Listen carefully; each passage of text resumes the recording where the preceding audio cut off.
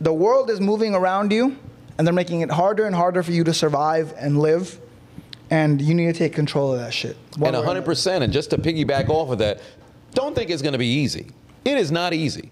Right? If it was easy, everybody would have money. If it was easy, everybody would be successful. If it was easy, everybody would not be in a situation where they're living paycheck to paycheck. It's going to require work, and you have to find ways to make it work. Oh, well, you're already working 16-hour days. Great. Find a way within that 16 hours to where you can educate yourself on something that can now bring in a bit more money. Oh, well, you're working 8 hours, but you don't have any access to, the internet during the time that you're working. Great. I know you're awake for 16 to 17 hours out of the day. Find a way to allocate time towards that research and fully immerse yourself in that research to figure out ways to make more money, to figure out ways to educate yourself, to figure out ways to get yourself out of the position that you're in, because you truly don't want to be there. And here's the kicker, right?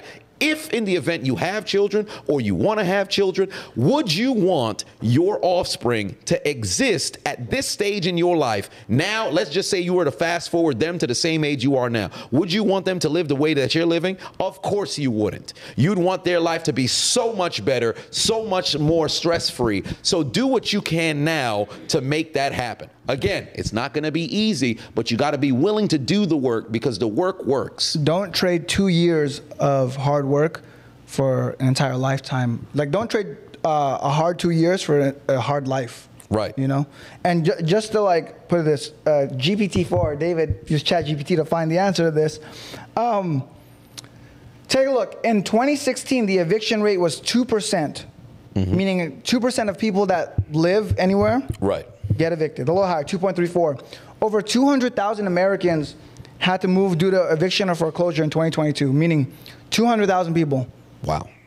Couldn't fucking afford anything. And that's it rose 56% from 2021 to 2022. So 2021, it was up 56% in 2022. Jeez, Louise. People were getting destroyed. And like I said, I see this and I feel fucking bad, and I get so angry, but it's like, who am I angry at? The world? Right. I can't be angry at the world. I have to be angry at the people because they're not fucking doing anything. But how can you do that to yourself and get evicted? And like, I can't feel bad for people that get evicted. I want to feel bad for people that get evicted. But it's hard for me to feel bad for people that get evicted when you live here in fucking America and you can literally make money doing anything.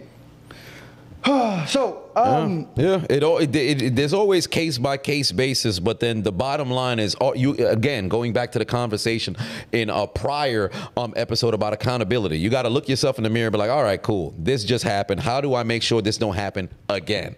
Okay, you get evicted, sucks. Understand, now you got to bounce back to make sure that doesn't happen again. Get yourself a housing somewhere, whatever the case you got to do, grind, hustle, make it happen so you don't stay in that position. Because I know people who's been homeless. I know people who have been able to bounce back. I know people who's still going through it right now, but they're grinding to get out of that position. Don't get comfortable in that situation. And I guess the last piece of this one's going to blow your mind. U.S. Census Bureau did a household survey and in February 2023, so this year, and they found out 16% of renters said they were likely to be evicted within 2 months. Wow, 16%. That is incredible. Thank you, David. Appreciate you. That is incredible. 16%. That is incredible. That's an outrageous number. Yeah, just imagine that, bro. Like living, that's not any way to live. Like, for one, you would have to live incredibly below your means, but then you would have to understand, this is where it comes back to planning. Even if you got to take a step back to take a step forward, you have to be willing to take that step back. Stop trying to keep up with the Joneses, man. Yeah. Stop trying to keep up with the Joneses. You making $4 grand a month. Why the hell would you move into a high-rise apartment where you got to pay that $4 grand per month? Now you're just, you're breaking even to look good for who?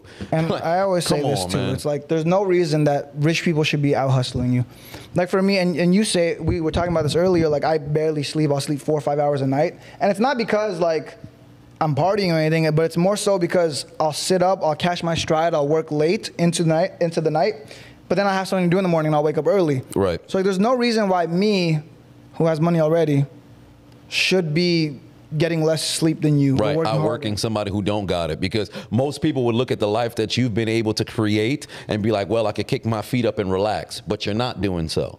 Yeah. So when you're a hustler, you'll always hustle. A lot of people, they can't figure out what their why is. You'll say, oh, well, I just want to have money so I don't have to worry about anything. Well, are you willing to do what it takes to now get that money? And when you do have that money, how do you keep that going? Because let's just say you win the lottery, you win $3 million. You know what everybody always says? I'll invest that money. If you can't, the same skill, and we talk about it ad nauseum, the same skill it takes to flip 10 into 100, to flip 100 into 1,000, to flip 1,000 into 10,000, it's the same skill. If you can't flip that $4 that you have inside your account that's, you know, you could spend without having to worry about anything, how the hell are you going to do it if you was to have a bunch of money to befall upon you? So you have to be willing to do the work. The work works.